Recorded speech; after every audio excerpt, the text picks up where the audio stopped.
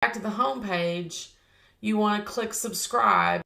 Once you're back on the subscribe page, you want to click the join button next to the one that you want to subscribe to. Once you click the join button, it's going to pop up a screen. And the first time it comes up, it's going to make you create a fund password. What is a fund password? It's basically just like a PIN that you have for like a debit card or a bank account or something. So click the settings button.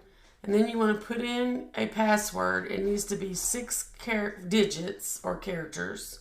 Then type it again in the confirm new funding password box.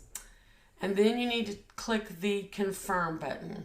I'm sorry guys, I can't remember if it brings you right to this page or not.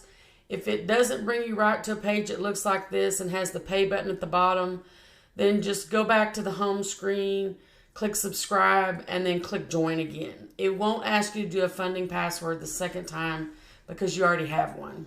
Once you get here, you want to click the pay 50 USDT button at the bottom, or whichever number it is that for your subscription. And then it's going to pop up a window that says, put in your funding password.